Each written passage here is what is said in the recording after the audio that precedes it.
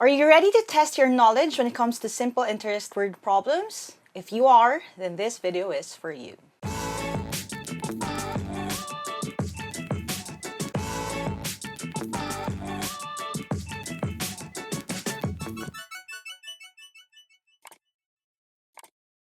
Hi there! Thank you for checking out my channel. Thank you for clicking on this video. If this is the first video that you're watching from my channel, I make educational and motivational content. So if you don't want to miss any of my new uploads, don't forget to hit subscribe and hit that bell icon. Like I said in the intro kanina, this is the quiz para sa lesson natin on simple interest word problems. If you haven't seen the full video lesson yet, please click right here sa I button so you can catch up. Kasi without that, this discussion may be a little bit trickier for you. So the first thing that we're going to do is I'm going to give you time to answer yung 3 questions natin, including 1 challenge question.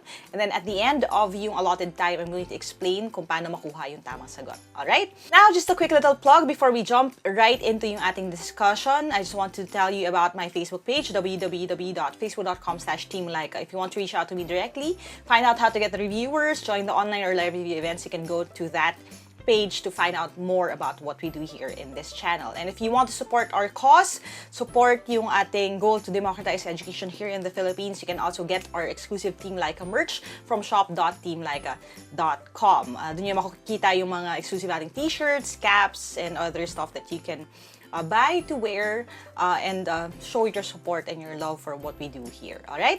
Thanks, guys, for helping me make more free content online, even in these trying times. And now that we have that out of the way, I'm going to jump into my PC so I can give you the quiz and explain it better. I'll see you in a bit. Answer these. I'm going to explain kung ano yung mga tamang sagot in this video na ito.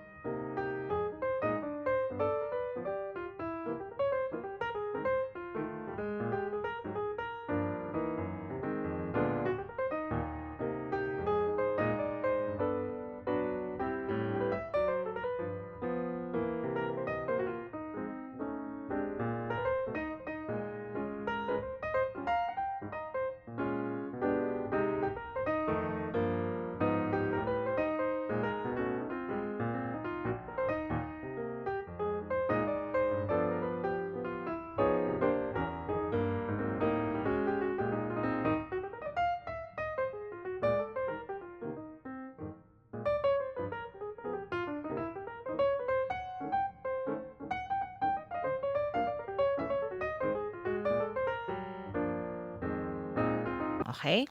So, let's see how you did. Again, these are the questions. We'll take it one question at a time. All right, so again, you have options on how to solve it. You can use yung classic na formula on accrued or total na amount, which is actually A is equal to, and then you have your P, tapos quantity 1 plus RT.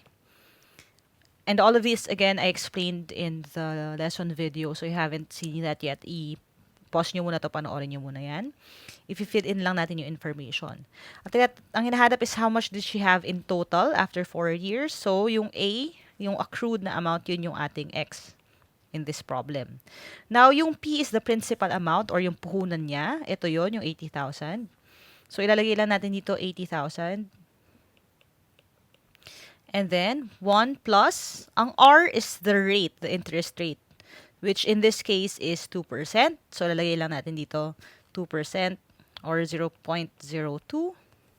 And then, yung kanyang i-multiply na number would be yung sa time. Now, yung T means time. So, ang time dito ay 4 years. Lalagay natin dito 4. And then, we have your equation. Tapos, isosolve lang natin siya pababa. So, you have X is equal to 80,000. Tapos, times, itong side ng multiplication ang unahin natin. So, we have 0.02 times 4. That would give us 1 plus 0.08. Minultiply lang natin siya again. Again, solve down ulit tayo. X is equal to 80,000. Tapos, i-combine lang natin yung 1 plus 0.08. That is 1.08. I-multiply na ngayon natin yung 80,000 sa 1.08. Now, again, you can go about doing this using yung traditional method, which is basically writing it down lang. 80,000 times 1.08. Tapos, ano mo na yan, isosolve mo na yan, iisa-isahin mo yan. So, 0, 0, 0, 0, ganyan, pababa. Tapos, i-move mo yung decimal place. Or, we can use yung ating percentage estimation technique, which is going to be 80, ang magiging sagot mo is 80,000. Itatabi na natin yan. Plus yung 0.08 or 8%. And to get 8%, you actually have a number of options. Pwede mo simulan sa 10% muna. So 10% is moving the decimal place one time. That is 8,000. Tapos babawasan ko lang siya ng 1% at 1%. Bakit? Kasi yung 1% at 1%, 2% yan. So, yung 10 minus 1 is 9, minus 1 is 8. Ang ending yan, magiging 8% na siya. Now, again, to get yung 1%, pwede mong bawasan lang din ng isang decimal point ito. So, that is actually 800. Dalawang 800, that is 1,600. So, pwede na lang na 8,000 minus 800, 72, minus another 800. So, that would give us 6,400. Okay? Tapos yung 6,400, idadagdag ko lang siya dito. 6,400. And now you have 86,400 as your accrued amount. Okay? So that is again one option. You can also go doon sa ating formula ng interest, which is interest is equal to PRT, principal, tapos rate, time, or yung ginagawa natin in Tagalog, kita, is equal to puhunan times the percentage times panahon. And this will give you, again, the same answer. Idadagdag ko lang dito yung principal, which is 80,000. Kasi ito, ang bibigay rin sa aking sagot niyan is 6,400. So either, whether ginawa nyo to, or ginawa nyo to, the answer would still be 86,400. Okay? Question number 2. Sabi, how long would it take Edna to earn 12,000 pesos if she invests 150,000 in an account with a simple annual interest rate of 4%? Okay? So, ang tinatanong, how long? So, time ang nawawala. If you fill in lang natin yung information.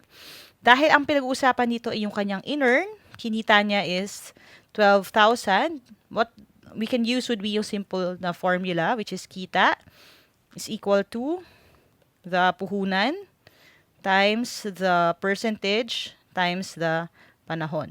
Now, bakit itong ginagamit ko? Kasi ang binigay na 12,000, yun yung kita. So, hindi ko na kailangan i-deal with yung accrued na amount, yung total, hindi ko na kailangan bawasan yung puhunan, all of that. Mas simple lang if I use this formula.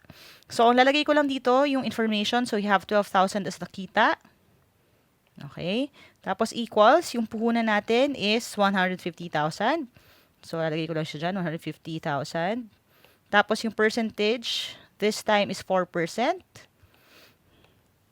Panahon natin, hindi natin alam, that becomes our x.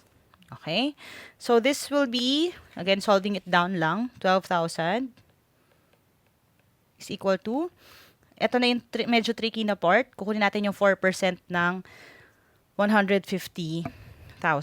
Okay? Now, how do we get yung 4% ng 150,000? Again, you can multiply it lang, kasi 150,000 times 0.04. Okay, pwedeng ganyan. Pwede mong isolve like that. Or, kung dahil lalo na walang calculator sa exam, you can use yung estimation method natin to get to 4%. Now, how do we do that? You have options actually. Pwede mong kunin yung 1%, tapos i-multiply mo yung 1% sa 4. Pwede mong kunin yung 5%, tapos bawasan mo siya ng 1%. Either way, makukuha mo yung tamang sagot. So, subukan natin dito sa 5%. Ano ba ang 5% ng 150,000? Na ang 5%, pwede mong simulan sa 50%. Ang 50% ng 150,000 is, again, 50% would be 75,000. Bakit ganon? Kasi kinalahati ko lang siya. Kalahati nito yung 75,000. So, kung yan ang 50%, to get yung 5%, babawasan ko lang siya ng isang 0 kasi i-move ko yung decimal place one time. So, ang 5% is 7,500. Okay? Now, babawasan ko ng 1%. Paano ko kukunin yung 1%? Sabi natin, kung mag-decimal place tayo, to move it one time would be to get 10%. Kung isa pang beses, makuha natin yung 1%. So, ibig sabihin, ang 1% ng 150,000 is actually 1,500. Kasi ginalaw mo, 1, 2, dalawang beses. Okay? Ima-minus ko lang to, lalabas tayo sa 6,000. Okay? So, yan yung magiging sagot. Again, kung kinuha mo naman yung 1% times 4, this is 1,500 times 4. Again, pareho lang yung sagot, magiging 6,000 pa rin siya. So, nandun na yan sa kung saan ka mas komportable. Whether i-multiply mo ng long cut or gagamitin mo yung estimation. Okay? So, now that we know kung ano yung 4% ng 150,000, solve lang natin yung equation natin, babalik tayo doon. 6,000, and then you have x. Okay? So, to cancel yung 6,000 sa right side, i-divide ko both sides by 6,000. Maka-cancel ito. And then you have 12,000 divided by 6,000. Again, using yung cancellation sa multiplication of, at division of fractions, pwede ko i-cancel yung tatlong zero na yan kasi meron dun sa taas, meron din sa baba. Pwede siya sa i-divide sa 6 na lang. That would give me 2. Magiging 1 ito. So, ibig sabihin nun, x is equal to 2. The answer is 2 years. Okay? I hope you got that right. Now, dito tayo sa challenge question natin. Bakit siya challenge question? Kasi it's trickier than the others. Yung iba kasi, value yung binibigay, value yung hinahanap. Ngayon, meron kang theoretical na sitwasyon and it has to be right every time. Ang sabi dito, how long would it take you to double your money if you invested in a savings account with a simple interest rate of 5%? Okay? So, gaano katagal daw para madoble mo yung pera mo kung ang simple interest rate nung account ay 5%? Now, if we're going to use yung ating formula on accrued amount, which is A is equal to P times the quantity 1 plus, and then yung R, which is the interest rate, and then time. Okay, if we're going to use this, ang gagawin natin, we will ask ourselves, ano ba yung value ng accrued amount, ng total amount? Ang sabi dito sa tanong, double daw. So, ibig sabihin, kung ang aking principal amount ay X, yan ang aking unang pinuhunan, double yung aking kakalabasan, ibig sabihin, yung A ko magiging 2X. Okay? Kasi double nung principal amount. Okay? And then, if you fill in ko lang yung information na yan, you have 1 plus, at yung rate natin, binigay naman is 5%. Ang time, hindi natin alam. That becomes another variable. So, yung time na yan becomes, sulat na lang natin t. Yun yung nabawa ng t. Tapos, isosolve lang natin siya. So, susubukan mo na ngayon isolve using all of these.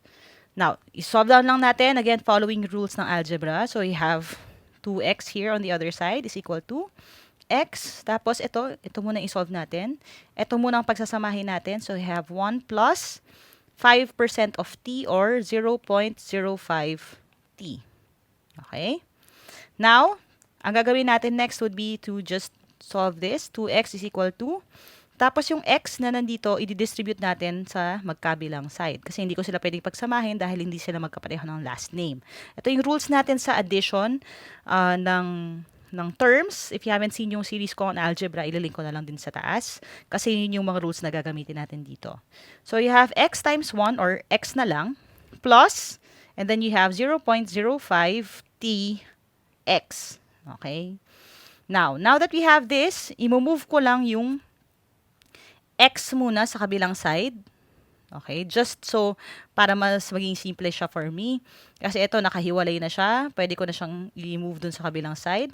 Ibabawas ko siya ngayon. So, you have 2x minus x is equal to 0.05 tx is equal to, now, 2x minus x, dahil ito ay may invisible 1, this is just 2x minus 1x or x na lang, is equal to 0.05 tx. Now, you notice, may x ka sa kabilang side, may x ka rin doon. So, para makancel yung x sa magkabilang side, pwede kong i-divide parehong side ng x. So, ito, makakancel siya, magiging 1 na lang siya, is equal to, tapos yung x na nandito sa baba, makakancel din yung x na nasa taas. So, maiiwanan ako ng 0.05 t. Now, to get yung t, pwede kong gawin is to multiply both sides by 1, 2. Okay, multiply ko lang siya sa 100. So, this will be 100 is equal to 5t. Okay, bakit ganon? Kasi pag minultiply ko ng 100 ito, magiging 5 siya. Mawawala yung decimal point. Divide ko both sides by 5 para makancel ito. 5. So, we have t. Ang t natin is equal to 100 divided by 5 or 20. So, the answer is 20 years. Okay? Yan yung pag ginamit mo yung formula ng accrued amount. Okay? Now, i-check natin using yung simplified na formula, yung puhunan, percentage, panahon. Ano naman yung gagawin natin doon? If you're going to use yung kita is equal to puhunan times percentage times panahon, ang question na again would be, ano ba yung kikitain? Now, kung X yung aking in-invest, para madoble ko siya, kailangan kitain ko rin yung X amount. So, yun yung magiging K natin. X. So, X is equal to, again, yung ating puhunan would be X as well. Kasi pareho yung lalabas. Okay? Tapos, yung percentage natin is 5%. And then, yung panahon natin would be your nawawalang variable P. Okay? And now that we have that, so solve lang din natin. Same way as we did yung kanina. So, you have X is equal to 0.05 xp. Divide both sides by x para makancel siya.